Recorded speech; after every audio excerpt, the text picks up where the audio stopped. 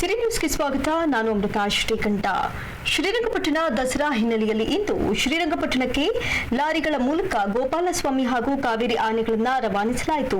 DCF ಕರಿಕಾಳ ನೇತೃತ್ವದಲ್ಲಿ ಅರಣ್ಯ ಇಲಾಖೆ ಸಿಬ್ಬಂದಿ ಆನೆಗಳನ್ನು ರವಾನಿಸಿದರು. ಇದೇ ವೇಳೆ ಮಾತನಾಡಿದ ಡಿಸಿಎಫ್ ಕರಿಕಾಳನ್ ಅವರು, ಮಂಡ್ಯ ಜಿಲ್ಲಾಡಳಿತದ ಮನವಿ ಮೇರೆಗೆ ಶ್ರೀರಂಗಪಟ್ಟಣದ ದಸರಾ ಮಹೋತ್ಸವಕ್ಕೆ ಇಂದು ಆನೆಗಳನ್ನು ಕಳಿಸಿದ್ದೇವೆ. 5 ಆನೆಗಳನ್ನು ಕಳುಹಿಸುವಂತೆ ಮನವಿ ಮಾಡಿದ್ರು. ಆದರೆ ಅರಮನೆಯಲ್ಲಿ ನಡೆಯುತ್ತಿರುವ ಪೂಜಾ ಕೈಂಕರ್ಯಗಳ ಹಿನ್ನೆಲೆಯಲ್ಲಿ 2 ಆನೆಗಳನ್ನು ಕಳಿಸಿದ್ದೇವೆ. ಶ್ರೀರಂಗಪಟ್ಟಣದ ದಸರಾ ಕಾರ್ಯಕ್ರಮ ಮುಗಿಸಿ ಸಂಜೆ ವೇಳೆಗೆ ಆನೆಗಳು ವಾಪಸ್ ಆಗಿವೆ. ಉಳಿದ ಆನೆಗಳು ಎಂದಿನಂತೆ ತಾಲೀಮಿನಲ್ಲಿ ಭಾಗಿಯಾಗಿವೆ. ಧನಂಜಯ ಹಾಗೂ ಅಶ್ವತ್ಥಾಮ ಅರಮನೆಯ ಪೂಜಾ ಕೈಂಕರ್ಯದಲ್ಲಿ ಭಾಗಿಯಾಗಿವೆ ಎಂದರು.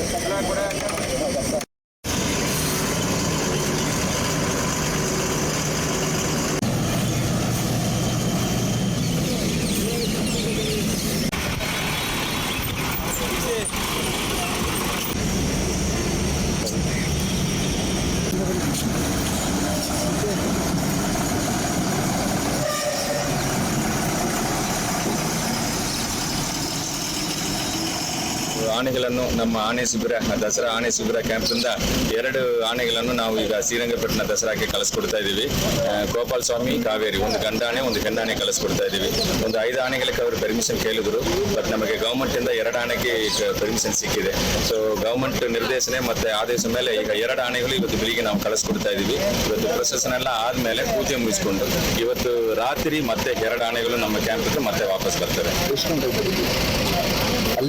ಅಲ್ಲಿ ಪೂಜೆ ಒಂದು 2 ಕಾಲಿಂದ 3 ಗಂಟೆ ಅಂತ ಹೇಳ್ತಿದ್ದಾರೆ. ಬಟ್ ಅದು ನಾವು ಅಲ್ಲಿ ಮಂಡ್ಯ ಡಿಸ್ಟ್ರಿಕ್ಟ್ ಅಡ್ಮಿನಿಸ್ಟ್ರೇಷನ್ ಅವರು ನಾವು ಕೇಳಬೇಕಾಗಿರುತ್ತೆ. ಬಟ್ ನಾವು ಈಗ ಒಳ್ಳೆ ಟೈಮ್ 9ರಿಂದ 10:30 ಆಗಲ್ಲ ಅಂತ ಹೇಳ್ತಿದ್ದಾರೆ. ಹಂಗಾಗಿ ಅದು ಮುಂಚಿತವಾಗಿ ಕಳಿಸ್ಬಿಡೋಣ ಅಂತ ಹೇಳಿ ಈಗ 2 ಆನೆಗಳನ್ನು ಇವತ್ತು ಬೆಳಿಗ್ಗೆ ನಾವು ಕಳಿಸ್ಕೊಡೋ ವ್ಯವಸ್ಥೆಯನ್ನು ಮಾಡ್ತಾ ಇದ್ದೀವಿ. ವಿಶ್ವವಿಖ್ಯಾತ ಮೈಸೂರು ದಸರಾ ಮಹೋತ್ಸವದ ಹಿನ್ನೆಲೆಯಲ್ಲಿ ದಸರಾ ವಿದ್ಯುತ್ ದೀಪಾಲಂಕಾರದ ಸಮಯ ವಿಸ್ತರಣೆ ಮಾಡಲಾಗಿದೆ. ಅರಮನೆ ನಗರಿ ಮೈಸೂರು ಪ್ರತಿದಿನ ರಾತ್ರಿ 10:30ರವರೆಗೆ ವಿದ್ಯುತ್ ದೀಪಾಲಂಕಾರದಿಂದ ಜಗಮಗಿಸಲಿದೆ. ಆಯುಧ ಪೂಜೆ ಹಾಗೂ ವಿಜಯದಶಮಿ ದಿನ ರಾತ್ರಿ 11 ಗಂಟೆಯವರೆಗೆ ವಿದ್ಯುತ್ ದೀಪಾಲಂಕಾರದ ಅವಧಿ ವಿಸ್ತರಣೆ ಮಾಡಿದ್ದು, ಈ ಕುರಿತು ಚೆಸ್ಕಾಂನ ಪ್ರಧಾನ ವ್ಯವಸ್ಥಾಪಕ ಜಯ ವಿಭವ ಸ್ವಾಮಿ ಅಧಿಕೃತ ಆದೇಶವನ್ನು ಹೊರಡಿಸಿದ್ದಾರೆ. ಇನ್ನು ಮೈಸೂರು ನಗರ ದಸರಾ ವಿದ್ಯುತ್ ದೀಪಾಲಂಕಾರದಿಂದ ಜಗಮಗಿಸುತ್ತಿದ್ದು, ಕತ್ತಲಾಗ್ತಿದ್ದಂತೆ ದೃಶ್ಯ ವೈಭವ ಧರೆಗಿಳಿದಂತೆ ಭಾಸವಾಗ್ತಿದೆ. ಮೈಸೂರಿನಲ್ಲಿ 105 ಕಿಲೋಮೀಟರ್ ಉದ್ದದಷ್ಟು ವಿದ್ಯುತ್ ದೀಪಾಲಂಕಾರ ಮಾಡಲಾಗಿದ್ದು, 69 ವೃತ್ತಗಳಲ್ಲಿ ವಿದ್ಯುತ್ ದೀಪಾಲಂಕಾರ ಕಣ್ಮನ ಸೆಳೆಯುತ್ತಿದೆ. ನಾಡಹಬ್ಬ ದಸರಾ 2021ಕ್ಕೆ ಸ್ವಾಗತ. ಮೈಸೂರಿನ ನಗರದಲ್ಲಿ ದೀಪಾಲಂಕಾರದ ವ್ಯವಸ್ಥೆಯನ್ನು, ದಸರಾ ಸಮಯದ ದೀಪಾಲಂಕಾರದ ವ್ಯವಸ್ಥೆಯನ್ನು ಚಾಮುಂಡೇಶ್ವರಿ ವಿದ್ಯುತ್ ಸರಬರಾಜು ನಿಗಮದ ಪ್ರಾಯೋಜಕತ್ವದಲ್ಲಿ ವಿಶೇಷವಾಗಿ ಹಾಗೂ ವಿಭಿನ್ನವಾಗಿ ಈ ವರ್ಷ ಮಾಡಿದ್ದೇವೆ. ಈ ದೀಪಾಲಂಕಾರ ವ್ಯವಸ್ಥೆ 102.9 ಕಿಲೋಮೀಟರ್ ಮಾಡಿದ್ದೀವಿ. ಸುಮಾರು 40 ವೃತ್ತಗಳಲ್ಲಿ ಮಾಡಿದ್ದೀವಿ ಮತ್ತು ಇನ್ಸಿಗ್ನಿಯಾಸ್ ಮತ್ತು ವಿಶಿಷ್ಟವಾದ ವ್ಯವಸ್ಥೆಗಳನ್ನು ಮಾಡಿದ್ದೀವಿ. ಈ ದೀಪಾಲಂಕಾರ ಸಾಮಾನ್ಯವಾಗಿ 6:30ಯಿಂದ 8:30 ಪ್ರತಿ ವರ್ಷ ನಡೀತಾ ಇತ್ತು. ಈ ವರ್ಷ 6:30ಯಿಂದ 9:30ವರೆಗೂ ಮಾಡಿ ಅಂತ ಹೇಳಿ ತೀರ್ಮಾನ ಜಿಲ್ಲಾ ಸಮಿತಿ ತಗೊಂಡಿತ್ತು. ಆದರೆ ಈ ಸಮಯದಲ್ಲಿ ಬಹಳಷ್ಟು ಟ್ರಾಫಿಕ್ ಸಮಸ್ಯೆ ಆಗ್ತಾ ಇದೆ ಮತ್ತು 9:30 ನಂತರವೂ ಸಹ ಸಹಸ್ರ ಸಂಖ್ಯೆಯಲ್ಲಿ ಜನರು ದೀಪಾಲಂಕಾರ ನೋಡೋಕ್ಕೆ ಬಯಸ್ತಾ ಇದ್ದಾರೆ ಮತ್ತು ಸಮಯವನ್ನು ಹೆಚ್ಚು ಮಾಡಿ ಅಂತ ಕೇಳ್ಕೊಳ್ತಾ ಇದ್ದಾರೆ. ಹಾಗಾಗಿ ಈ ದೀಪಾಲಂಕಾರ ವ್ಯವಸ್ಥೆಯನ್ನು ಇಂದಿನಿಂದ ತಕ್ಷಣದಿಂದ ಜಾರಿಗೆ ಬರುವಂತೆ ಸಂಜೆ 6:30ರಿಂದ ರಾತ್ರಿ 10:30ವರೆಗೆ ನಾವು ವ್ಯವಸ್ಥೆ ಮಾಡ್ತೀವಿ. ಆಯುಧ ಪೂಜೆ ಮತ್ತು ವಿಜಯದಶಮಿ ದಿನದಂದು ಸಂಜೆ 6:30ರಿಂದ ರಾತ್ರಿ 11 ಗಂಟೆವರೆಗೂ ದೀಪಾಲಂಕಾರ ವ್ಯವಸ್ಥೆ ಇಂದಿನಿಂದ ಇರುತ್ತೆ. ಅದನ್ನು ಎಲ್ಲ ಸಾರ್ವಜನಿಕರು ಸದುಪಯೋಗ ಪಡಿಸ್ಕೊಳ್ಬೇಕು. ಸಂಜೆ ಹೊತ್ತಿನಲ್ಲಿ ಟ್ರಾಫಿಕ್ ಸಮಸ್ಯೆ ಆಗದಂತೆ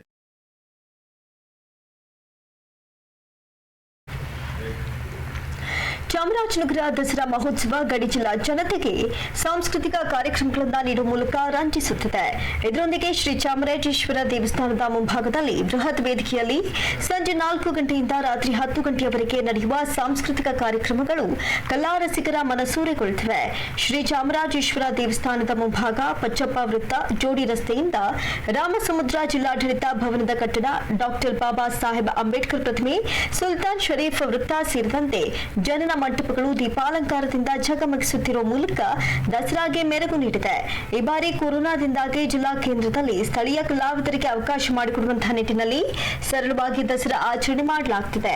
ಈ ಹಿನ್ನೆಲೆಯಲ್ಲಿ ಕಳೆದ 2 ದಿನಗಳಿಂದ ನಗರದ ಶ್ರೀ ಚಾಮರಾಜೇಶ್ವರ ದೇವಸ್ಥಾನದ ಮುಂಭಾಗ ಹಾಗೂ ಜಿಲ್ಲಾಡಳಿತದ ಭವನದ ಜೆಎಚ್ ಪಟೇಲ್ ಸಭಾಂಗಣದಲ್ಲಿ ದಸರಾ ಕಾರ್ಯಕ್ರಮಗಳನ್ನು ಆಯೋಜಿಸಲಾಗಿದೆ. ಒಟ್ಟಾರೆಯಾಗಿ ಗಡಿ ಜಿಲ್ಲೆ ಚಾಮರಾಜನಗರದ ಮಿನಿ ದಸರಾ ಮಹೋತ್ಸವವು ಗಡಿ ಜನರ ಮನಸೂರೆಗೊಳಿಸಿದೆ.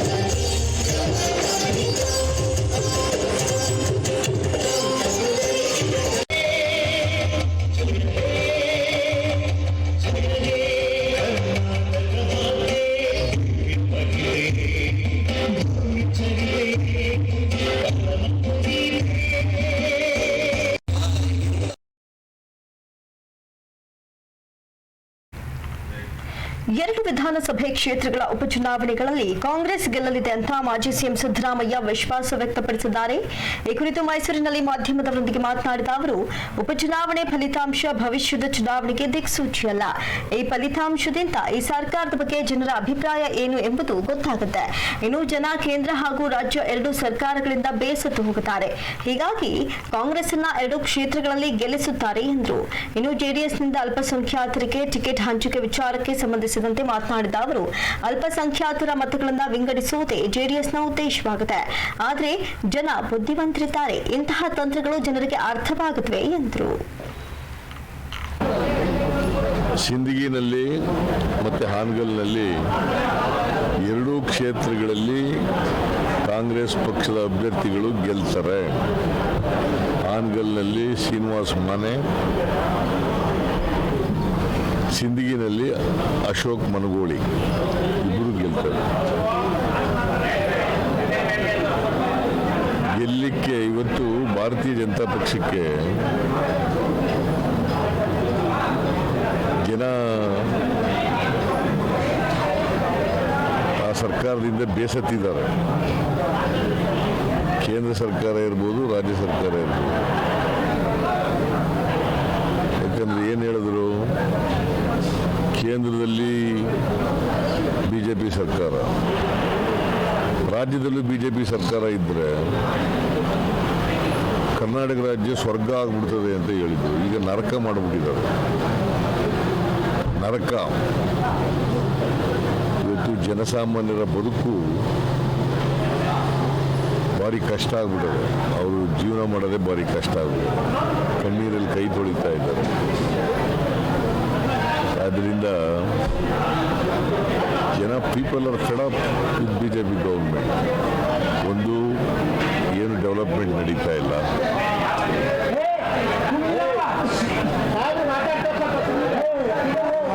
ಯಾರವನು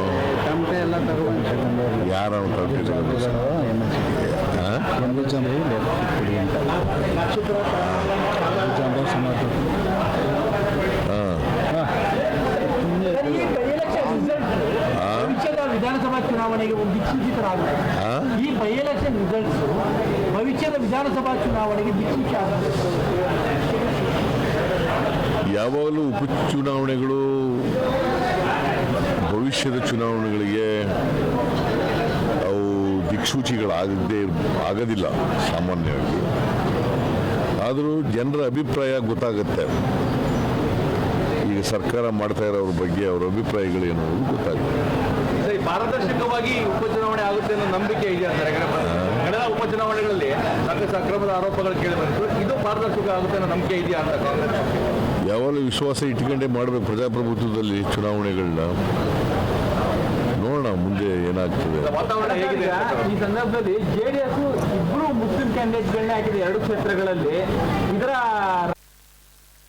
ಇನ್ನು ಐಟಿ ದಾಳಿಯಲ್ಲಿ ರಾಜಕೀಯ ಇದೆ ಎಂಬುದು ನನ್ನ ಅನುಮಾನ. ಯಡಿಯೂರಪ್ಪ ವಿಜಯೇಂದ್ರ ಆಪ್ತರನ್ನೇ ಸಿಲೆಕ್ಟ್ ಮಾಡಿಕೊಂಡು ದಾಳಿ ಮಾಡಿರುವುದು ಇದೇ ಸಾಕಷ್ಟು ಅನುಮಾನಕ್ಕೆ ಎಡೆ ಮಾಡಿಕೊಟ್ಟಿದೆ. ನನಗಂತೂ ಇದರಲ್ಲಿ ರಾಜಕೀಯ ವಾಸನೆ ಬರ್ತಿದೆ ಅಂತ ಅನುಮಾನ ವ್ಯಕ್ತಪಡಿಸಿದ್ರು. ಯಡಿಯೂರಪ್ಪನವರ ಆಪ್ತ ಸಹಾಯಕನಾಗಿದ್ದವನು, ಅವನ ಮನೆ ರೈಡ್ ಮಾಡಿರೋದು, ಮತ್ತು ಕೆಲವು ಕಂಟ್ರಾಕ್ಟರ್ಗಳು ನೀರಾವರಿ ಇಲಾಖೆಯಲ್ಲಿ ಕಾಂಟ್ರಾಕ್ಟ್ ಕೊಟ್ಟಿದ್ರಲ್ಲ, ಕಂಟ್ರಾಕ್ಟರ್ಗಳು ಅವ್ರ ಮನೆಗಳನ್ನ ರೈಡ್ ಮಾಡಿರೋದು ನೋಡಿದ್ರೆ ಸ್ವಲ್ಪ ರಾಜಕೀಯ ಏನೋ ಇರ್ಬೋದೇನೋ ಅಂತ ಅನಿಸುತ್ತೆ ನನಗೆ. ನೀವು ಹಿಂದೆ ಹಲವು ಬಾರಿ ಮಾತಾಡುವಂತಹ ಸಂದರ್ಭದಲ್ಲಿ ರಾಜಕೀಯವನ್ನ IT ಅಂತಹ ಸಂಸ್ಥೆಗಳನ್ನ ಬಳಸಿಕೊಂಡು ಕಂಟ್ರೋಲ್ ತಗೋತಿದ್ದಾರೆ ಎನ್ನುವ ಮಾತನ್ನು ಹೇಳಿದ್ರಿ ಸರ್. ವಿಜಯೇಂದ್ರ ಮತ್ತು ಯಡಿಯೂರಪ್ಪನವರನ್ನ ಅವರ ಆಪ್ತರ ಮೇಲಿನ ದಾಳಿ ಕೂಡ ಅದೇ ರೀತಿಯ ಫಾರ್ಮುಲಾ ಅಂತ. ನಾನು ರಾಜಕೀಯ ಅಂತ ಹೇಳುತ್ತಿಲ್ಲಯ್ಯ. ಅದನ್ನೇ ಬೇರೆ ತರ ಕೇಳ್ತಾ ಇದೀಯ ನೀನು. ಅಲ್ಲ ಸರ್, ಹೇಳುವಾಗ ಅದೇನಾ ಅಂತ ಗೊತ್ತಿಲ್ಲ. But why they have selected ಯಡಿಯೂರಪ್ಪನವರ ಆಪ್ತ ಸಹಾಯಕನ ವರಿಷ್ಠ ಯಾರು ಯಾಕೆ ಮಾಡಿದ್ದಾರೆ ಗೊತ್ತಿಲ್ಲ ನನಗೆ. ಸರ್, ಅಧಿಕೃತವಾಗಿ ಅವರು CM ಅವರ ಆಪ್ತ ಸಹಾಯಕ ಅಂತೇಳಿ ಸಾಂವಿಧಾನಿಕ ಹುದ್ದೆಲ್ಲ ಉಮೇಶ್ ಇದ್ದಾರೆ. ಆದ್ರೆ ಅವ್ರ ಹತ್ರ ಕೆಲಸ ಮಾಡ್ತಾ ಇಲ್ಲ, ಯಡಿಯೂರಪ್ಪ ಅವ್ರ ಹತ್ರ ಇದ್ದಾರೆ. ಇದು ಬಸವರಾಜ ಬೊಮ್ಮಾಯಿ ಅವ್ರ ಗಮನಕ್ಕೆ ಇಲ್ವಾ ಅಂತ. ಅವರ ಆಪ್ತ ಸಹಾಯಕ ಅಂತ ಅಧಿಕೃತವಾಗಿರುವಂಥದ್ದು ನೇಮಕ. ಉಮೇಶ್ ಅವರು CM ಅವರ ಆಪ್ತ ಸಹಾಯಕ ಹೇಳು ಪುನಃ ಅದನ್ನೇ ಎಷ್ಟು ಸರಿ ಕೇಳಿದ್ರು ಅಷ್ಟೇ ಅಲ್ವಾ. ನನಗೆ ಮೇಲ್ನೋಟಕ್ಕೆ ಇಟ್ ಲುಕ್ಸ್ ಇದು ಪೊಲಿಟಿಕಲಿ ಮೋಟಿವೇಟ್. ಮೈಸೂರಿನ ಮಂಡಕಳ್ಳಿ ವಿಮಾನ ನಿಲ್ದಾಣಕ್ಕೆ ಬಂದಿಳಿದ ಮಾಜಿ ಸಿಎಂ ಸಿದ್ದರಾಮಯ್ಯಗೆ ಕಾಂಗ್ರೆಸ್ ಜಿಲ್ಲಾಧ್ಯಕ್ಷ ಡಾಕ್ಟರ್ ಬಿಜೆ ವಿಜಯಕುಮಾರ್ ಹೂಗುಚ್ಛ ನೀಡಿ ಸ್ವಾಗತಿಸಿದರು. ಸಿದ್ದರಾಮಯ್ಯ ಜೊತೆ ಕೆಜೆ ಜಾರ್ಜ್, MLC ಗೋವಿಂದರಾಜು ಕೂಡ ಆಗಮಿಸಿದ್ರು. ಈ ವೇಳೆ ಸಿದ್ದರಾಮಯ್ಯಗೆ ತಮಟೆ, ಡೊಳ್ಳು, ನಗಾರಿ ಬಾರಿಸುವ ಮೂಲಕ ಅದ್ದೂರಿ ಸ್ವಾಗತವನ್ನ ಕೋರಲಾಯಿತು. ಮೈಸೂರಿನ ಮಂಡಕಳ್ಳಿ ವಿಮಾನ ನಿಲ್ದಾಣದಲ್ಲಿ ಬೆಂಬಲಿಗರು ಸಿದ್ದರಾಮಯ್ಯನವರೇ ಮುಂದಿನ ಮುಖ್ಯಮಂತ್ರಿ ಅಂತ ಘೋಷಣೆ ಕೂಗಿದ್ರು. ಬೆಂಬಲಿಗರ ಘೋಷಣೆಗೆ ಕೈ ಎತ್ತಿ ಬೀಸಿದ ಸಿದ್ದರಾಮಯ್ಯ ಅವರು ಅತೀವ ಸಂತಸ ಪಟ್ಟರು.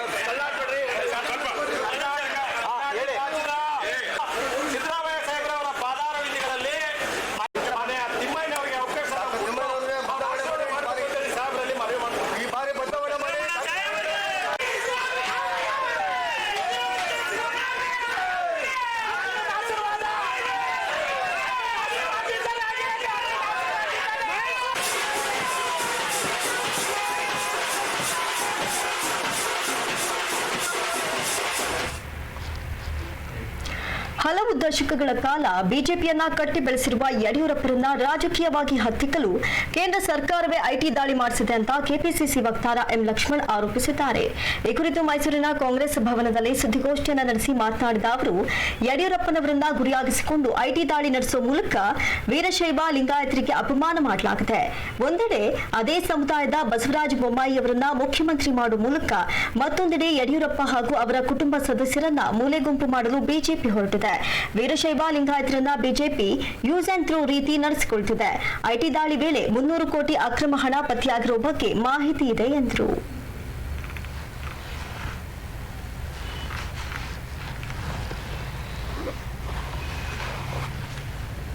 ಹಾಕುವಂಥದಕ್ಕೆ ಇದೊಂದು ಸ್ಯಾಂಪಲ್ ಕೊಟ್ಟಿದ್ದಾರೆ. ಅವರ ಆತ್ಮೀಯರು, ಆಪ್ತರು ಉಮೇಶ್, ರಾಹುಲ್ ಎಂಟರ್ಪ್ರೈಸಸ್, ಅಮಲಾ ಚಾರ್ಟೆಡ್ ಅಕೌಂಟೆಂಟ್ಸ್, ಇವ್ರ ಮನೆಗಳಲ್ಲಿ ಮೂಟೆ ದುಡ್ಡು ಸಿಕ್ಕಿದೆ. IT ಕಂಪನಿಯವರು ಮೆಷಿನ್ ತರಿಸ್ಕೊಂಡವ್ರೆ, ನೋಟ್ ಎಣಿಕೆ ಮಾಡುವಂಥ ಮೆಷಿನ್ಸ್ನ ಎಣಿಕೆ ಮಾಡುವಂಥದಕ್ಕೆ. ನಮಗಿರುವಂಥ ಮಾಹಿತಿ ಪ್ರಕಾರ ಬರೀ ಕ್ಯಾಶನೇ 300 ಕೋಟಿ ಮೇಲೆ ಸಿಕ್ಕಿದೆ ಅಂತ.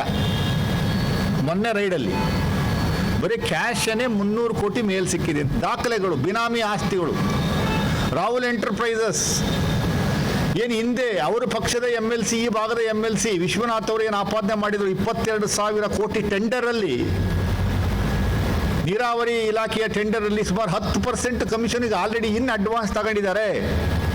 ಅಂದರೆ 2,200 ಕೋಟಿ ಆಲ್ರೆಡಿ ಪಡ್ಕೊಂಡಿದ್ದಾರೆ. ಈ ಪ್ರಮುಖವಾಗಿ ಉಮೇಶ್ ಅನ್ನುವಂಥ ವ್ಯಕ್ತಿ ನೀರಾವರಿ ಟೆಂಡರ್ ವಿಚಾರವಾಗಿ ಅವರು ಪ್ರಮುಖ ಪಾತ್ರವನ್ನು ವಹಿಸಿದ್ರು. ಅವ್ರು ಕೊಟ್ಟಿರುವಂಥ ಕಾಂಟ್ರಾಕ್ಟರ್ಸ್ಗಳನ್ನೆಲ್ಲರೂ ರೈಡ್ ಮಾಡಿದ್ದಾರೆ. ಅವರೆಲ್ಲ ಬಹುತೇಕ ಎಲ್ಲ ಆಂಧ್ರ ಪ್ರದೇಶದವರೇ. ಇದು BJPಯ ಒಂದು ಮನಸ್ಥಿತಿ. ಅದನ್ನು ಜನಗಳು ಅರ್ಥ ಮಾಡ್ಕೊಬೇಕು. ಯಾವ ಲೀಡರ್ಸ್ಗಳನ್ನು ಅವ್ರು ಉಳಿಸಲ್ಲ. ಅವ್ರೇನಿದ್ರು ಅವ್ರದ್ದು ಒಂದೇ ಸ್ಲೋಗಾನ್, ನಾವಿಬ್ರು ನಮಗಿಬ್ರು. ನಾವಿಬ್ರು ಅಂದರೆ ಮೋದಿ ಮತ್ತು ಇನ್ನು ಬಿಜೆಪಿಯಿಂದ ಸುಪಾರಿ ಪಡೆದಿರುವ ಜೆಡಿಎಸ್ 2 ಕ್ಷೇತ್ರಗಳ ಉಪಚುನಾವಣೆಯಲ್ಲಿ ಮುಸ್ಲಿಮರಿಗೆ ಟಿಕೆಟ್ ನೀಡಿದೆ. ಕಾಂಗ್ರೆಸ್ ಅನ್ನ ಸೋಲಿಸುವ ಏಕೈಕ ಉದ್ದೇಶದಿಂದ ಜೆಡಿಎಸ್ ಮುಸ್ಲಿಂ ಅಭ್ಯರ್ಥಿಗಳನ್ನ ಕಣಕ್ಕಿಳಿಸಿದೆ. ಜೆಡಿಎಸ್ ಮಾಡಿದ ತಪ್ಪಿನಿಂದ ರಾಜ್ಯದಲ್ಲಿ ಬಿಜೆಪಿ ಬಲವರ್ಧನೆಯಾಯಿತು. ಸಮ್ಮಿಶ್ರ ಸರ್ಕಾರದ ಅವಧಿಯಲ್ಲಿ ಕುಮಾರಸ್ವಾಮಿ ಬಿಜೆಪಿಗೆ ಅಧಿಕಾರ ಹಸ್ತಾಂತರ ಮಾಡದೆ ಹೋದದ್ದನ್ನೇ ಬಿಜೆಪಿ ಅಸ್ತ್ರ ಮಾಡಿಕೊಂಡು ಅಧಿಕಾರಕ್ಕೆ ಬಂತು. 2 ಕ್ಷೇತ್ರಗಳ ಉಪಚುನಾವಣೆಯಲ್ಲಿ ಜೆಡಿಎಸ್ಗೆ ಮತ ಹಾಕಿದ್ರೆ ಯಾವುದೇ ಪ್ರಯೋಜನವಿಲ್ಲ. ಇದನ್ನ ಮತದಾರರು ಅರ್ಥ ಮಾಡಿಕೊಳ್ಬೇಕು ಎಂದರು. JDS ಮುಖಂಡರುಗಳು ಕುಮಾರಸ್ವಾಮಿ ಮತ್ತು ಮಾನ್ಯ HD ದೇವೇಗೌಡರು ರಾಮನಗರ ಜಿಲ್ಲೆ ಅವ್ರ ತೋಟದಲ್ಲಿ ಒಂದು 7-8 ದಿವಸ ಎಲ್ಲ ಜನಾಂಗದವ್ರನ್ನ ಕರೆದು, ಅವರ ಪಕ್ಷದ ಜನಾಂಗದ ಮುಖಂಡರುಗಳನ್ನ ಕರೆದು ಕಾರ್ಯಾಗಾರನ ಮಾಡಿದ್ದು ನಾವು ಕಂಡಿದ್ದೀವಿ. ಪ್ರಮುಖವಾಗಿ ಅಲ್ಪಸಂಖ್ಯಾತರ ಒಂದು ಕಾರ್ಯಕ್ರಮದಲ್ಲಿ, ವರ್ಕ್ಶಾಪಲ್ಲಿ ಇದ್ದಕ್ಕಿದ್ದಂಗೆ ನಮ್ಮ ಕುಮಾರಣ್ಣವರು RSS ವಿರುದ್ಧ ವಾಗ್ದಾಳಿ ಮಾಡಾಕ್ಬಿಟ್ರು. ಆ ವಾಗ್ದಾಳಿ ನಿನ್ನೆ ಸಿಂದಗಿ ಮತ್ತು ಆನಗಲ್ಲಲ್ಲೂ ಕೂಡ ಮುಂದುವರಿಸಿದ್ದಾರೆ.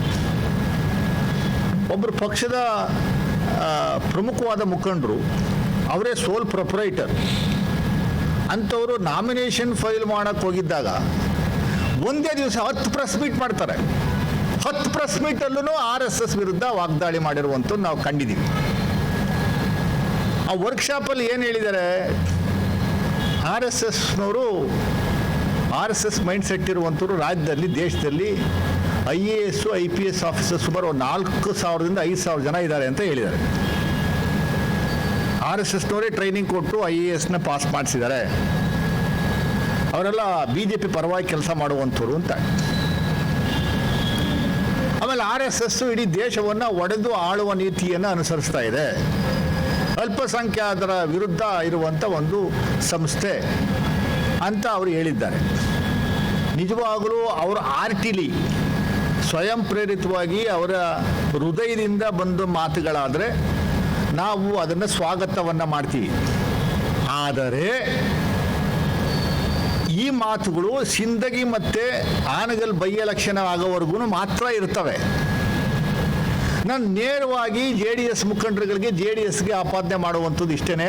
ದಯಮಾಡಿ ಕುಮಾರಸ್ವಾಮಿಯವರೇ, ನೀವು ಇವತ್ತು RSS ವಿರುದ್ಧ ಮಾತಾಡ್ತಾ ಇದ್ದೀರಿ.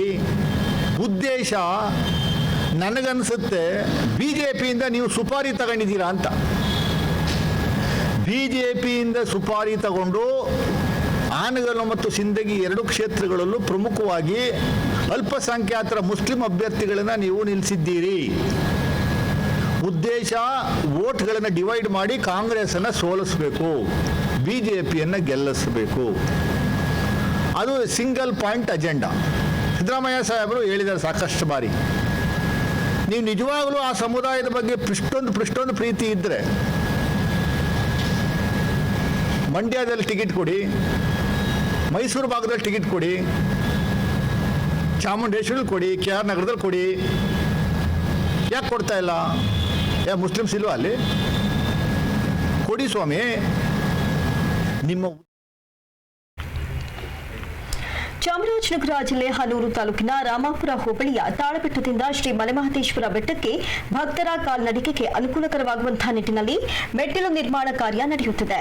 ಈ ಬಾರಿ ಅಭಿವೃದ್ಧಿ ಕಾಮಗಾರಿಯನ್ನ ಶಾಸಕ ಆರ್ ನರೇಂದ್ರ ಅವರು ಇಂದು ಅಧಿಕಾರಿಗಳೊಂದಿಗೆ ತೆರಳಿ ಪರಿಶೀಲಿಸಿದರು.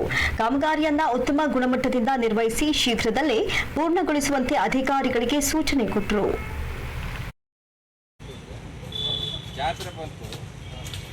ಇದೆಲ್ಲ ನಾವು ಮೇಲ್ಗಡೆ ಎಲ್ಲ ಇದು ಮತ್ತು ಅವಾಗೆಲ್ಲ ಎಲ್ಲಿ ಬೆಳಕು ಬಂದಿತ್ತು ಅದನ್ನೆಲ್ಲ ಸ್ವಲ್ಪ ಇದನ್ನು ಮಾಡ್ತಾ ಇದ್ವಲ್ಲ, ಅವಾಗ ಇದನ್ನು ಮಾಡಿಸ್ತೀರ ಅನ್ನೋದಕ್ಕೆ ಬಂದಾಗ ವಿಚಾರ ಬಂತು.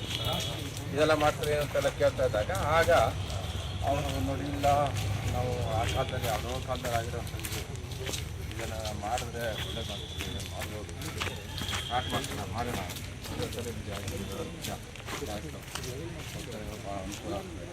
ಅವರೇ ಐಡಿಯಾ ಇದ್ದಿದ್ದು ತಿರುಪತಿ ಮಾಡಬೇಕು. ದಕ್ಷಿಣ ಕಾಶಿ ನಂಜನಗೂಡಿನಲ್ಲಿ ಸರಳ ಗ್ರಾಮೀಣ ದಸರಾ ಕಾರ್ಯಕ್ರಮವನ್ನು ಆಯೋಜಿಸಲಾಗಿತ್ತು. ಕೋಟ್ಯಾಂತರ ರೂಪಾಯಿ ವೆಚ್ಚದಲ್ಲಿ ನಿರ್ಮಾಣವಾಗಿರುವ ನಂಜುಂಡೇಶ್ವರನ ಕಲಾಮಂದಿರದಲ್ಲಿ ಸಾಂಸ್ಕೃತಿಕ ಕಾರ್ಯಕ್ರಮಗಳಿಗೆ ಬ್ರೇಕ್ ಹಾಕಲಾಗಿದೆ. ನಂಜನಗೂಡು ತಾಲೂಕು ಆಡಳಿತ ಹಾಗೂ ಕನ್ನಡ ಮತ್ತು ಸಂಸ್ಕೃತಿ ಇಲಾಖೆ ಅಧಿಕಾರಿಗಳ ಎಡವಟ್ಟಿನಿಂದಾಗಿ ದೇವಾಲಯದ ಗೋಪುರದ ಮುಂಭಾಗದಲ್ಲಿ ಅದ್ದೂರಿ ವೇದಿಕೆ ಸಜ್ಜಾಗಿದೆ. ಗ್ರಾಮೀಣ ದಸರಾದ ಎಲ್ಲ ಕಾರ್ಯಕ್ರಮಗಳನ್ನು ನಂಜುಂಡೇಶ್ವರನ ಕಲಾಮಂದಿರದಲ್ಲಿ ಏರ್ಪಡಿಸಲಾಗುತ್ತಿತ್ತು.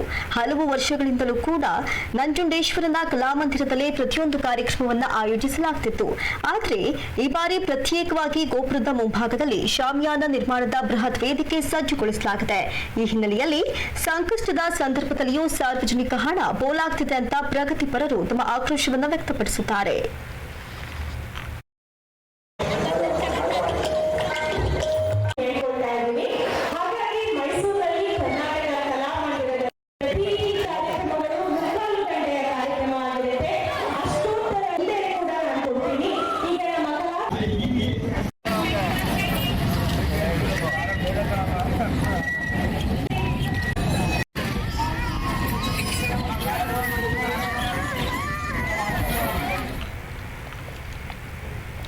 ಚಾಮರಾಜನಗರ ಜಿಲ್ಲೆ ಹನೂರು ತಾಲೂಕಿನ ಒಡೆಯರಪಾಳ್ಯ ಸುತ್ತಮುತ್ತ ಧಾರಾಕಾರ ಮಳೆ ಬಿದ್ದಂತಹ ಪರಿಣಾಮ ಲೋಕನಹಳ್ಳಿ ಸಮೀಪವಿರುವ ತಟ್ಟೆಹಳ್ಳದ ಸೇತುವೆ ಮುಳುಗಡೆಯಾಗಿ ವಾಹನಗಳ ಸಂಚಾರಕ್ಕೆ ತೊಂದರೆಯಾಯಿತು. ಸುಮಾರು 2 ಗಂಟೆಗಳ ಕಾಲ ಬಿದ್ದ ಮಳೆಯಿಂದಾಗಿ ಸೇತುವೆಯ ಮೇಲ್ಭಾಗದಲ್ಲಿಯೇ ರಸ್ತೆಗೆ ನೀರು ಹರಿದ ಪರಿಣಾಮ ಸಂಚಾರಕ್ಕೆ ಅಡಚಣೆಯಾಯಿತು. ಹಲವಾರು ವರ್ಷಗಳ ಸಮಸ್ಯೆಯಾಗಿರುವ ಲೋಕನಹಳ್ಳಿಯ ತಟ್ಟೆಹಳ್ಳ ಸೇತುವೆಯನ್ನ ಎತ್ತರವಾಗಿ ನಿರ್ಮಿಸಿಕೊಡುವ ಮೂಲಕ ಸುಗಮ ಸಂಚಾರಕ್ಕೆ ಅವಕಾಶ ಮಾಡಿಕೊಡಬೇಕು ಅಂತ ಈ ಭಾಗದ ಜನತೆ ಜಿಲ್ಲಾಡಳಿತಕ್ಕೆ ಒತ್ತಾಯಿಸಿದ್ದಾರೆ.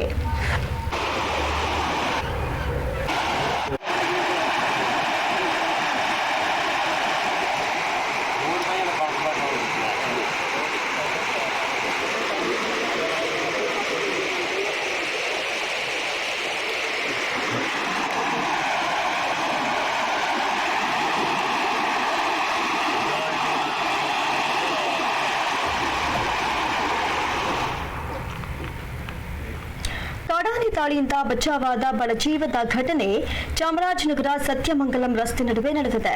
ಬಣ್ಣಾರಿ ಚೆಕ್ಪೋಸ್ಟ್ ಬಳಿ ನಿಂತಿದ್ದ ಪಿಕಪ್ ವಾಹನಕ್ಕೆ ಕಾಡಾನೆ ದಾಳಿ ಮಾಡಿ ಪಲ್ಟಿ ಮಾಡಲು ಪ್ರಯತ್ನ ಮಾಡುತ್ತಿತ್ತು. ಆನೆಗೆ ಬೆದರಿಸಿ ಅಟ್ಟಲು ಬಂದ ವ್ಯಕ್ತಿಗೆ ಹಠಾತ್ ಆಗಿ ಬಂದ ಕಾಡಾನೆ ಅವನ ಮೇಲೆ ದಾಳಿಗೆ ಮುಂದಾಯಿತು. ಕ್ಷಣಾರ್ಧದಲ್ಲಿ ಪಾರಾದ ವ್ಯಕ್ತಿ ಕಟ್ಟಡವೊಂದರಲ್ಲಿ ನುಗ್ಗಿ ಬಚಾವಾದಿಯ ವ್ಯಕ್ತಿ ಬಡಜೀವವೇ ಅಂತ ಅಂದುಕೊಂಡು ಈ ದೃಶ್ಯ ಇದೀಗ ಸಾಮಾಜಿಕ ಜಾಲತಾಣದಲ್ಲಿ ಫುಲ್ ವೈರಲ್ ಆಗಿದೆ.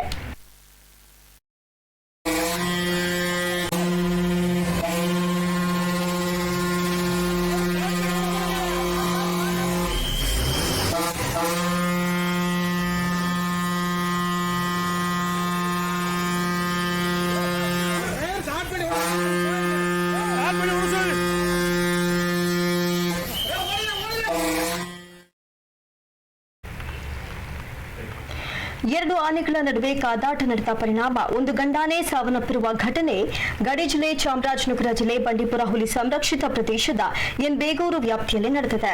ಗಂಡಾನೆಯ 2 ದಂತಗಳಿಗೆ ಯಾವುದೇ ಅನಾಹುತವಾಗಿಲ್ಲ. ಇವುಗಳ ಸುರಕ್ಷತೆಯ ಉದ್ದೇಶದಿಂದ ಅವುಗಳನ್ನು ಮೈಸೂರಿನ ಗಂಧದ ಕೋಟೆಗೆ ಸಾಗಿಸಲಾಗಿದೆ. ಪಶುವೈದ್ಯ ಡಾಕ್ಟರ್ ವಸೀಂ ಮಿರ್ಜಾ ಆನೆಯ ಮರಣೋತ್ತರ ಪರೀಕ್ಷೆ ನಡೆಸಿದ್ರು. ಬಳಿಕ ಆನೆಯ ಕಳೇಬರವನ್ನ ಹೂಳಲಾಯಿತು.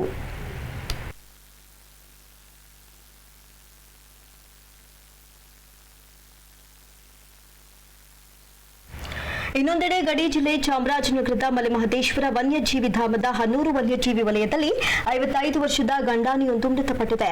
ಆನೆ ನಿತ್ರಾಣಗೊಂಡು ಒದ್ದಾಡ್ತಾ ಇರುವುದನ್ನು ಗಮನಿಸಿ ಗಸ್ತಿನಲ್ಲಿದ್ದ ಸಿಬ್ಬಂದಿ ಕೂಡಲೇ ಅರಣ್ಯಾಧಿಕಾರಿಗಳಿಗೆ ಮಾಹಿತಿ ನೀಡಿದ್ದಾರೆ. ಸ್ಥಳಕ್ಕೆ ಬಂದ ಅರಣ್ಯಾಧಿಕಾರಿಗಳು ಪಶು ವೈದ್ಯಾಧಿಕಾರಿಗಳಿಂದ ಆನೆಗೆ ಚಿಕಿತ್ಸೆ ಕೊಡಿಸಿದ್ರು. ಚಿಕಿತ್ಸೆಗೆ ಸ್ಪಂದಿಸಿದ ಕಾರಣ ಆನೆ ಮೃತಪಟ್ಟಿದೆ.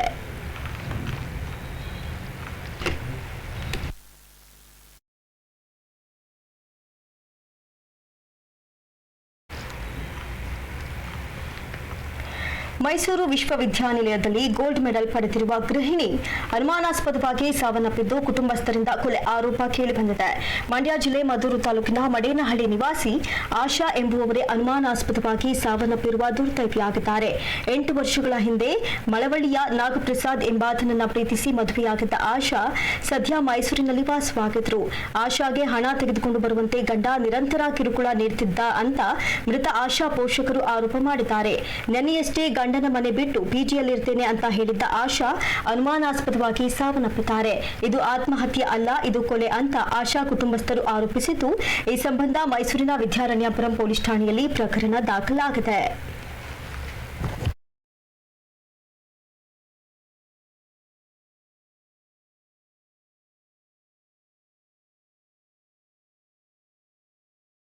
ವ್ಯಕ್ತಿಯೋರ್ವ ಆಯತಪ್ಪಿ ಬಿದ್ದು ಸಾವನ್ನಪ್ಪಿರುವ ಘಟನೆ ಚಾಮರಾಜನಗರ ಜಿಲ್ಲೆ ಹನ್ನೂರು ತಾಲೂಕಿನ ಪೊನ್ನಾಚಿ ಕ್ರಾಸ್ ಬಳಿ ನಡೆದಿದೆ. ಮೈಸೂರಿನ ಅಶೋಕಪುರಂ ನಿವಾಸಿ 61 ವರ್ಷದ ಉಮೇಶ್ ಎಂಬುವವರೇ ಸಾವನ್ನಪ್ಪಿರುವ ದುರ್ದೈವಿಯಾಗಿದ್ದಾರೆ. ಅಮಾವಾಸ್ಯೆಯ ಪೂಜೆಗೆಂದು ಮಲೆಮಹದೇಶ್ವರ ಬೆಟ್ಟಕ್ಕೆ ಸಾರಿಗೆ ಬಸ್ನಲ್ಲಿ ತೆರಳುವಾಗ ಪೊನ್ನಾಚಿ ಕ್ರಾಸ್ ಬಳಿ ಉಮೇಶ್ಗೆ ವಾಂತಿ ಬರುವಂತಾಗಿದೆ. ಈ ವೇಳೆ ಬಸ್ ಬಾಗಿಲ ಬಳಿ ವಾಂತಿ ಮಾಡಲು ಹೋದಾಗ ಚಲಿಸುತ್ತಿದ್ದ ಬಸ್ನ ಬಾಗಿಲು ಕಳಚಿಕೊಂಡಿದೆ. ಉಮೇಶ್ ಆಯತಪ್ಪಿ ಕೆಳಕ್ಕೆ ಬಿದ್ದು ಸಾವನ್ನಪ್ಪಿದ್ದಾರೆ. ಈ ಸಂಬಂಧ ಮಲೆಮಹದೇಶ್ವರ ಪೊಲೀಸ್ ಠಾಣೆಯಲ್ಲಿ ಪ್ರಕರಣ ದಾಖಲಾಗಿದೆ.